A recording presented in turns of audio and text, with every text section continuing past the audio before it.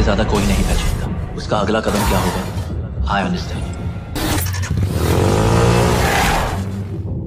Then remember what I taught you, Khalid. मौका मिला तो गोली चला देना।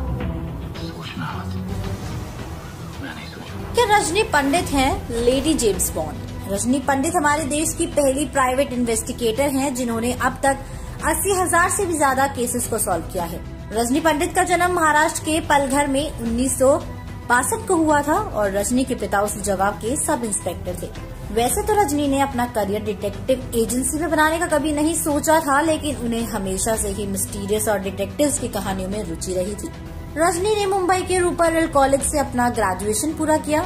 रजनी के पहले केस की शुरुआत 22 साल की उम्र में हुई, जब वो अपने कॉलेज में ही पढ़ाई कर रही थी। अब हुआ यूं कि एक दिन रजनी ने अपनी क्लासमेट को फोन पे बात करते हुए सुना कि कैसे वो अपने परिवार को बेवकूफ बना रही है। रजनी की क्लासमेट अच्छे घर से थी, लेकिन उसकी ऐसी बातें रजनी के मन में शक पैदा करने के लिए काफी थी। रजनी ने बाद में जो जानकारी उस लड़की के परिवार वालों को दी, उसके बाद उन लोगों को रजनी की बातों पर विश्वास हुआ और वो लोग थोड़े से अलर्ट हुए। उस लड़की के परिवार वालों ने रजनी का धन्यवाद किया और कहा, आप तो एक स्पाई हो। और यही पहला इंसिडेंट था जिसने रजनी के दिमाग में डिटेक्टिव बनने का बीज बो दिया था। बता दें कि इसके बाद भी दोस्तों ऐसे बहुत सारे इंसिडेंट्स हुए थे जो कि रजनी की समझदारी की वजह से ही सॉल्व हो पाए थे।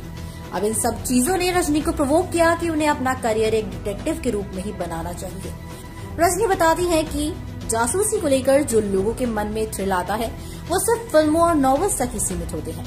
इस फील्ड में बहुत रिस्क है। दूसरी बात ये कि एक औरत होने के नाते ये रिस्क और भी ज्यादा बढ़ जाता है। रजनी बताती है कि उनके पिता क्योंकि पुलिस में थे तो वो जानते थे कि इस फील्ड में बहुत ज्यादा रिस्क है। थोड़ी सी भी गलती होने पे लोग उंगलियां उठाने लगते हैं और इसी वजह से रजनी के पिता उनके डिटेक्टिव बनने के खिलाफ थे। हालांकि उनकी माँ उनका पूरा साथ दे रही थी और कुछ दिनों बाद उनके पिता भी राजी हो गए थे। जब रजनी ग्रेजुएशन करने के बाद एक ऑफिस में क्लर्क का काम संभालने लगी तो उसी बीच एक और इंसिडेंट हुआ जिसने उनकी डिटेक्टिव बनने की राह हमेशा के लिए खोल दी। असल में उनके ऑफिस में काम करने वाली एक औरत के घर में अचानक से चोरी हो गई और औरत को शक था कि चोरी उनकी बहू ने की है। अब रजनी को फिर एक बार डिटेक्टिव बनने का मौका मिला और उन्होंने महिला के घर के सभी लोगों के डेली रूटीन पे कुछ दिनों तक नजर बनाए रखी। इस दौरान बता दें कि रजनी ने पाया कि घर के सबसे छोटे बेटे ने ही चोरी की है। ये रजनी का पहला पेड केस था। इसके बाद उन लोगों ने रजनी को अपनी इसी स्किल्स को और आगे बढ़ाने के लिए मोटिवेट किया और इस केस के बाद उनका एक छोटा सा आर्टिकल न्यूज़पेपर में भी छप गया था। इसके बाद बहुत सारे लोग, खासकर औरतें, रजनी के पास अपने केसेस लेकर पहुंचती थी। तो दर्शकों, आपको क्या लगता है आखिर किस तरह की चुनौतियों का सामना किया होगा रजनी ने? कैसे बनी वो देश की लेडी जेम्स बॉन्ड?